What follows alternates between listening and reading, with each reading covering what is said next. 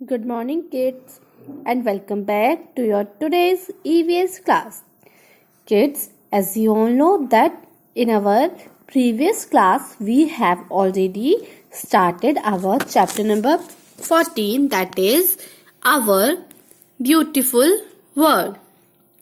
In our last class we have learned about the places which is around us. We already learned about mountains, hills, oceans, seas, and so on. Now, today we are going to start our new topic, that is the sky above me. So, firstly, take out your EVS textbooks and open page number 102 and start reading with me. The sky above me means जो sky means आसमान, above यानी कि ऊपर, तो जो मेरे ऊपर आसमान है, sky above me. When we look up from the earth, जब हम बच्चों अर्थ से यानी कि जिस प्लेनेट में हम रहते हैं उसका नाम क्या है? उसका नाम अर्थ है, जो कि दो चीजों से मिलके बना है. कौन कौन सी हमने कल पढ़ा था? जल्दी से बताइए. वो है वाटर एंड लैंड. हमने पढ़ा था कि अर्थ हमारा दो चीजों से मिलकर बना है. कौन सी? Water and land. उसको भी काफी सारे पार्ट्स में डिवाइड किया गया था. जो अलग अलग पार्ट्स हम लोग देखते हैं हमारे आसपास के एरिया में है, या बहुत दूर हम लोग को जाना पड़ता है वो देखने के लिए, पर वो कहाँ है?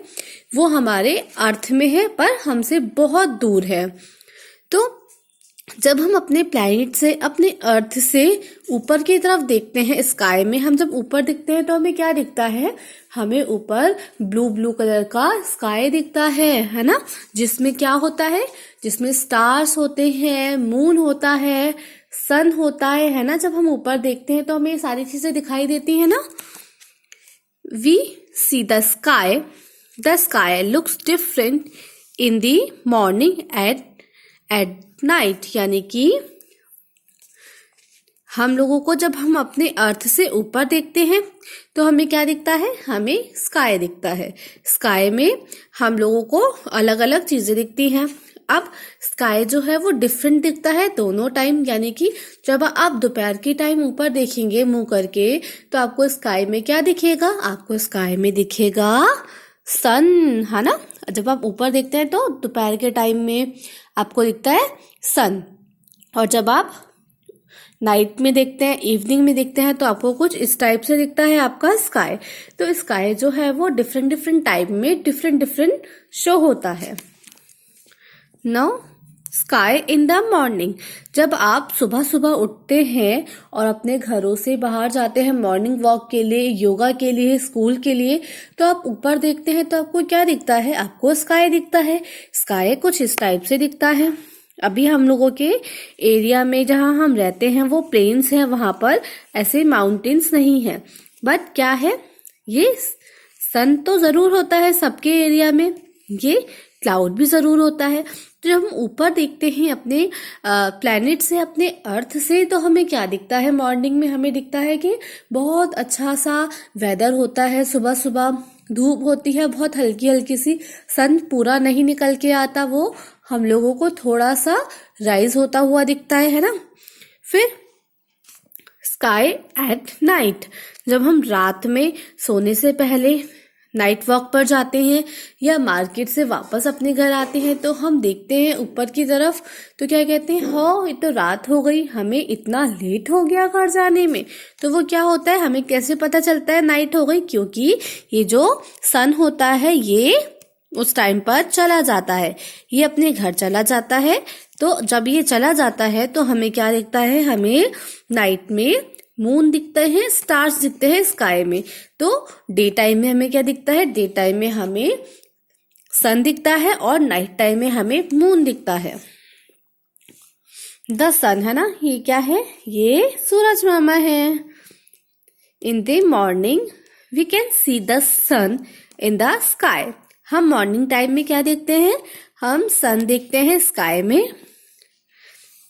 The sun is a star. क्या है सन? सन एक स्टार है ना। जैसे कि ये सारे स्टार हैं, ये सब छोटे छोटे स्टार हैं। सन जो है बहुत बड़ा स्टार है और हमारे पृथ्वी के, हमारे अर्थ के मतलब हमारे अर्थ के पास है, ज्यादा दूर नहीं है, इसलिए ये हमें क्लियर दिखता है और इसकी हीट हमारे तक पहुंच सकती है। It gives us heat and light. क्या मिलता है हमें? सन से हीट मिलती है। जब ठंडे होती है तो जिस दिन सूरज नहीं निकलता उस दिन कितनी ज्यादा ठंड होती है, जैसे कि आजकल हो रही है। आप देख रहे हो ना, दोपहर में सूरज कितनी लेट से आ रहा है।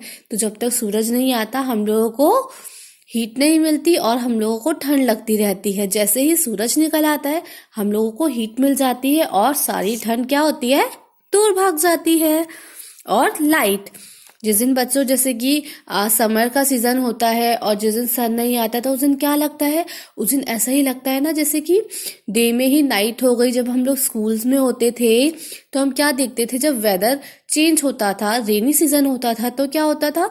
उस दिन सन नहीं आता था। सन नहीं आता था तो क्या होता था? चारों तरफ अंधेरा हो जाता था और उसमें क्या होता था? हम लोगों को लाइट नहीं मिलती थी। तो सन हमें क्या देता है? सन हमें देता है हीट एंड लाइट। और सन क्या है? सन एक स्टार है। Sometimes we also see clouds in the sky.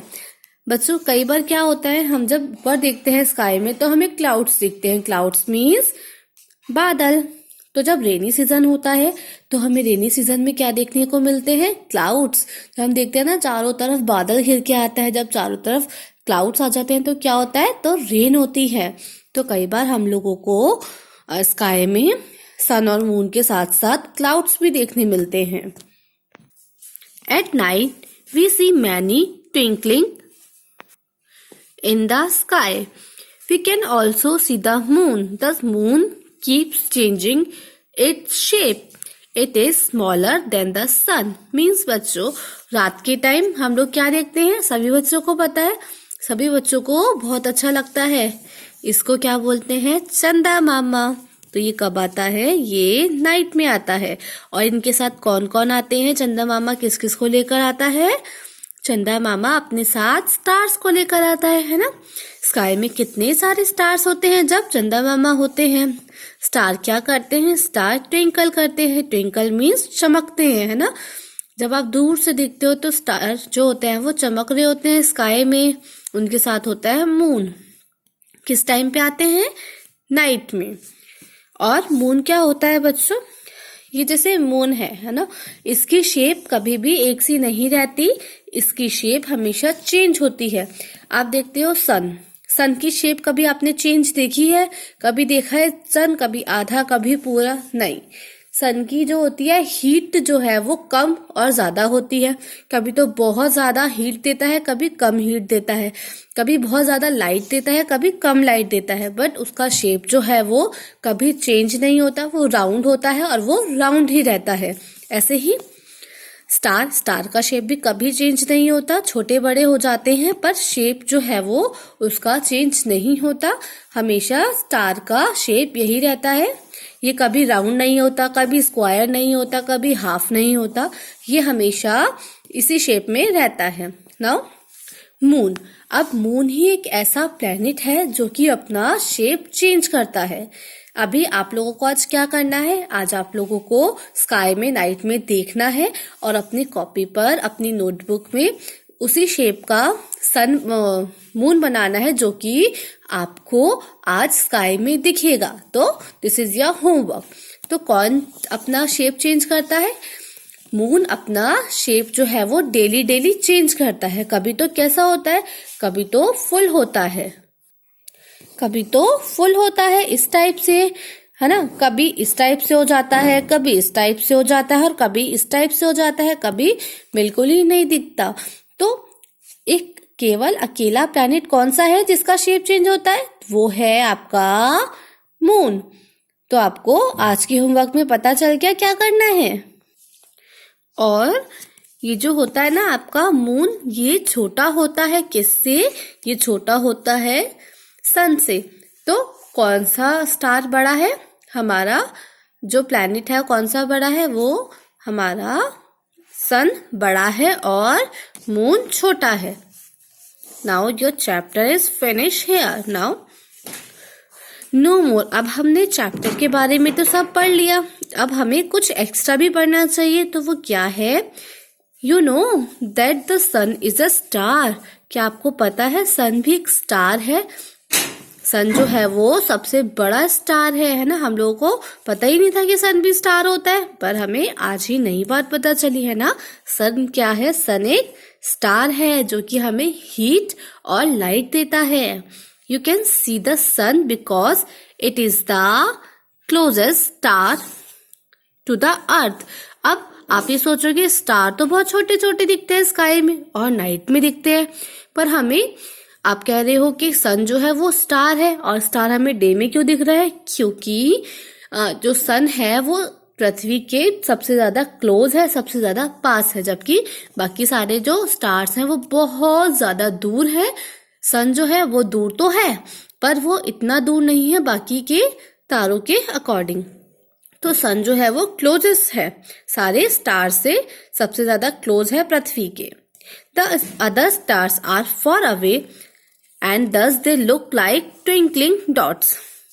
बाकी जो स्टार्स हैं वो हमें इसलिए बहुत छोटे लगते हैं, बहुत डॉट की तरह लगते हैं, क्योंकि वो सन से भी बहुत बहुत बहुत ज्यादा दूर है। सन भी हमसे तो बहुत दूर है बट उन वाले स्टार से थोड़ा सा पास है, इसलिए हमें बड़ा दिखता है, शाइनिंग दिखता है। बट है वो क्या?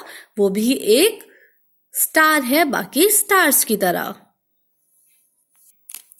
अब हमें क्या करना है? हम एक रिस्पॉन्सिबल पर्सन है, इंडिया के रिस्पॉन्सिबल पर्सन है, तो हमारे कुछ काम है। वो काम क्या है? Our planet is our home. बच्चों, जैसे आपका घर है, आपके घर में आप रहते हो तो आप उसकी सफाई करते हो ना। अगर आप उसकी सफाई नहीं करोगे तो कितना डर्टी डर्टी हो जाएगा, हर जगह डस्ट हो जाएगा। आप अगर क्लोथ्स यहाँ वहाँ फेंक दोगे तो कितना गंदा होगा। आपकी मम्मा आप पे गुस्सा करती है ना। ऐसे ही अर्थ क्या है? अर्थ भी हमारा होम है, हमारा प्लैनेट हमारा घर है। We should take care of our planet. हमें अपने घर के तरह ही अपने प्लैनेट की देखभाल करनी चाहिए। Talk to your parents, elders और teachers and find out at least 3 ways in which you can take care of our planet। अब बच्चों, आपको एक काम करना है आज। आपको क्या करना है? आज आपको थोड़ा सा दिमाग लगाना है।